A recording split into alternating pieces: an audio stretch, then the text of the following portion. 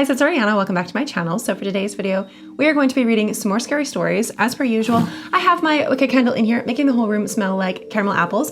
So I just got home from unlimited sushi with my boyfriend. We went on a date and I am slightly dying. I ate way too much spicy sushi and I can't eat spicy food. My stomach just does not tolerate it. So I'm slightly dying and it's my own problem and it was my own choice. And this is probably gonna be a shorter video because I need to go take a Tums and have a bath because my stomach hurts. But with all of that rambling out of the way, I'm going to be reading some more creepy stories. So I have a bunch saved on my phone from months ago from Reddit, and I'm really excited to start reading them. So this is from the no sleep section. It is from the Reddit author Starback's Cat, and it is titled, "My baby monitor caught something and it put my daughter back to sleep." I thought I'd share my story as I think I might not be the only one having these types of experiences. So I'm a single dad taking care of my infant daughter.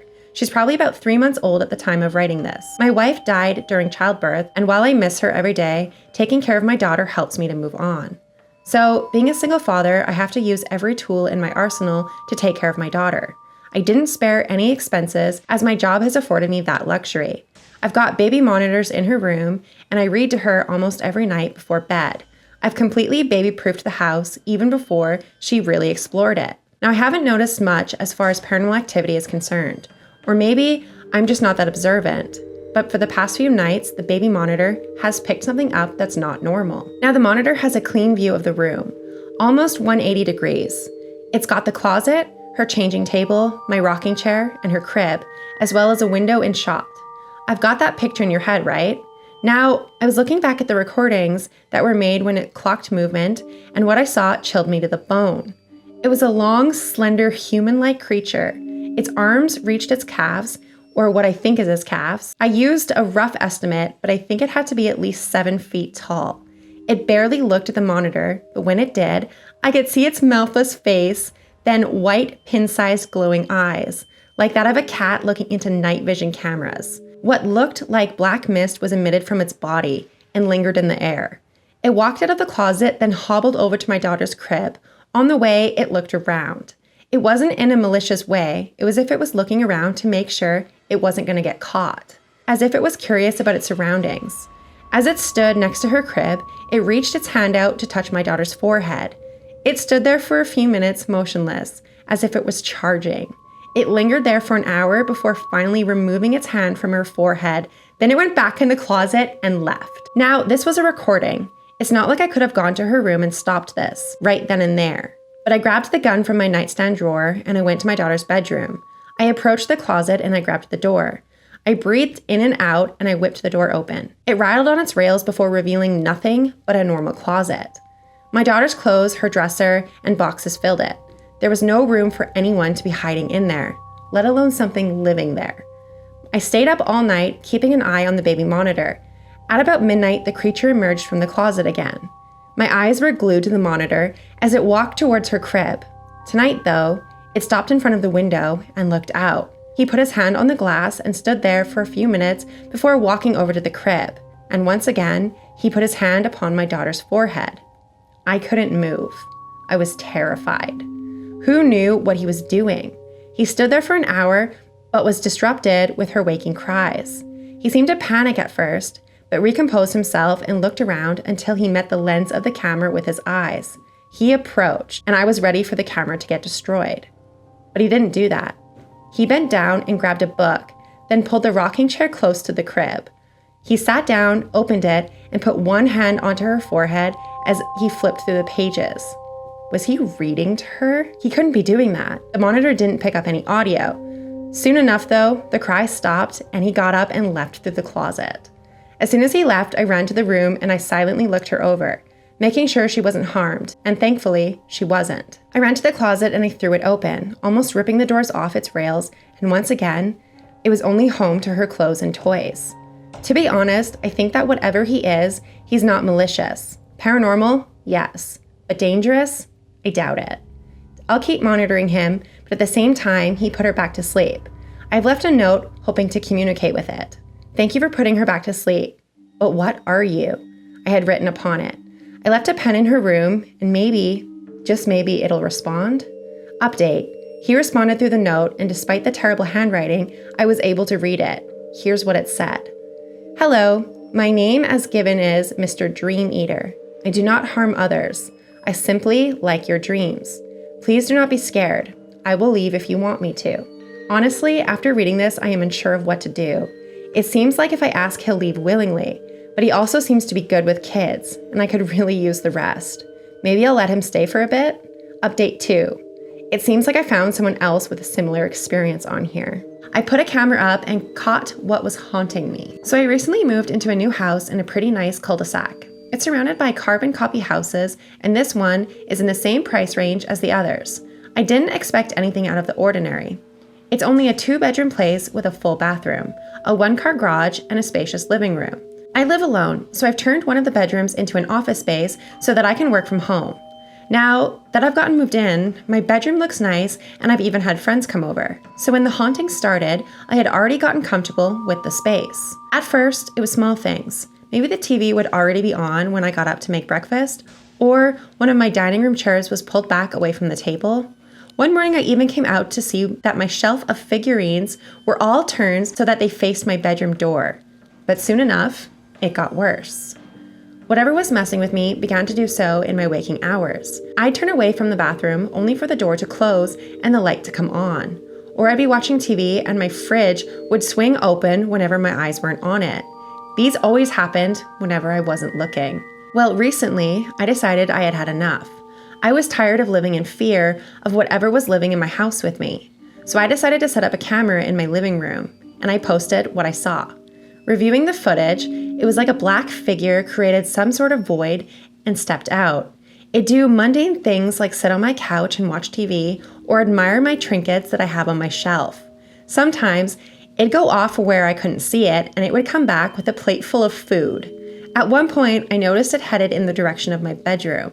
I hadn't noticed anything strange when I slept that night, so I decided to hatch a plan. I decided that I'd take something to keep me up, pretending to sleep, then catch the entity in the act to see whatever it was doing. I put my plan into action, and the next day, I laid comfortably in bed, eyes closed, and I waited. Soon enough, I heard noises coming from the rest of the house. It must have started its nightly ritual. I waited an hour, then another, and then another, until finally, my bedroom door creaked open. I didn't dare open my eyes as I heard its footsteps approaching until they stopped right next to my bed. It sniffed me, and it sounded like a dog's sniff, but garbled.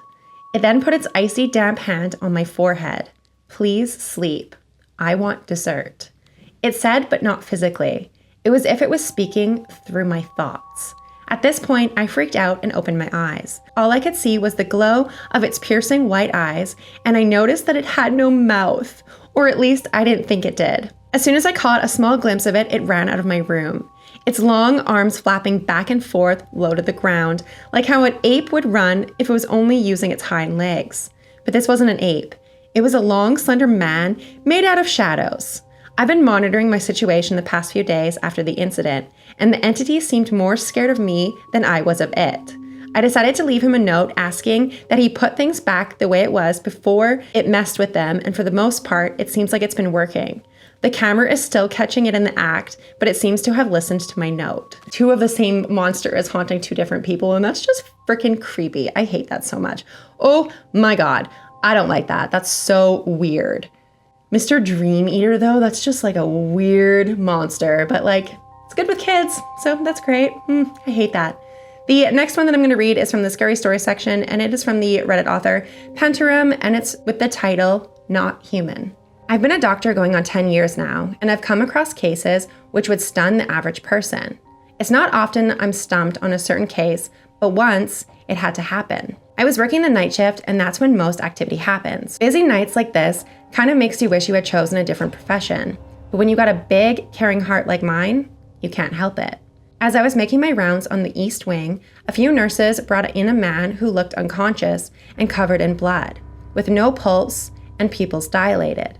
I could have called it right then and there, but for whatever reason, I knew he wasn't completely gone. I checked all the vitals and pupil response, and nothing, but the thing was, this man had begun to twitch. He was cold to the touch, and his skin was pale. You would swear he was dead, but it seemed a little premature to declare it. When I opened his mouth, I got the shock of my life. Immediately, I backed up and I had my nurses take him to a private room immediately. I began to hyperventilate at the sight I had just seen and shook my head as I leaned at the wall for a few seconds, trying to collect my thoughts in order. After calming down, I went to a private room and I instructed the nurses to strap him down, and they just looked at me like I was crazy. Since this man was half dead, seemed like he could barely move, and they were questioning why I was acting like this. As they did so, I asked one of the nurses to leave, leaving me with the senior nurse who I had been working with for some time now. I went and slid the door and I locked it, and the nurse was just watching me. I looked at her and I could tell she could see the fear in my face, and she asked what was wrong with me. I haven't seen you shaken up since it was your first day. I looked at her and I smirked nervously as I walked up to the man, opening his mouth and shone my hand light inside. I looked at her and replied, "What do you see here? What does this look like to you?" She leans in, looking inside the man's mouth, unimpressed. After a few seconds, her eyes widen suddenly. "What the hell? Are those real?" She whispers as I begin to venture his gum lines, inspecting all of his teeth.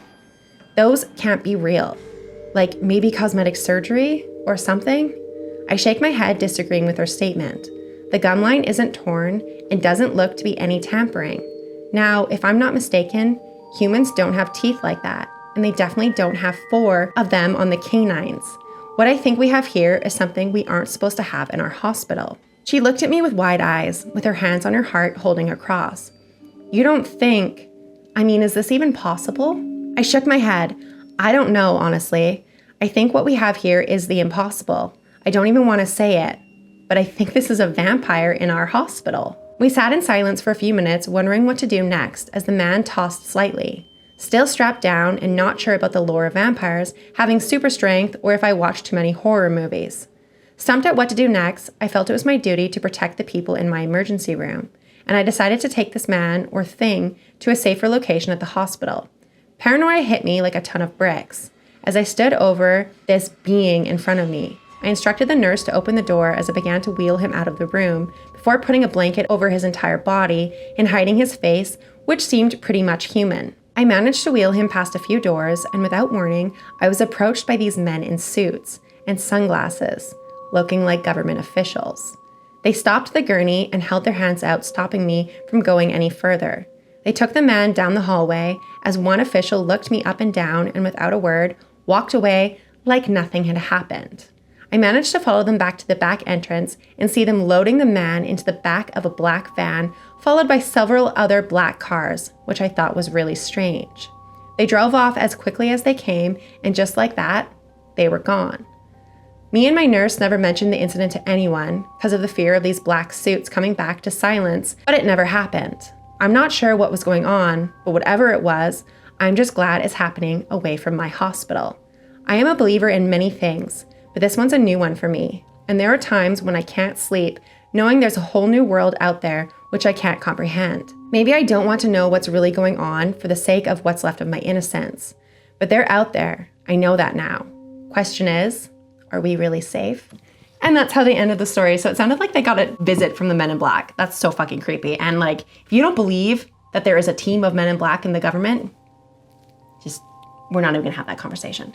But this is where I'm going to end the video because I need to go edit this and post it. It is already 9 o'clock and I have not edited this, and my contacts are like moving in my eyes. So if you guys saw me blinking really weird today, it's because I can't see anything right now. My vision is completely blurry and I don't know what's going on with these contacts, but they're pissing me off. So this is where I'm going to end the video. It is very late and I need to edit this and upload this for you guys. So happy day 14 of 31 days of Halloween. I hope you guys are enjoying my 31 days straight of uploads. I'm kind of regretting promising that I was going to upload for 31 days straight because this is very difficult. It is a lot of work, but I am enjoying this series. I hope you guys are as well. If you guys made it to the end of the video, please leave me your favorite fall emoji because we are in fall, and I was gonna go to the corn maze tonight, but I ended up just going for sushi because sushi sounded better than being outside. But leave me your favorite fall emoji in my comments down below. If you guys have any scary stories, any paranormal stories, or any creepy stories in general that you want to share with me on the channel, please feel free to message me either on Instagram or send me an email, and I will be getting to all of your guys' submissions as soon as possible. But thank you so much for watching this video, and I will see you guys at the next one. Bye.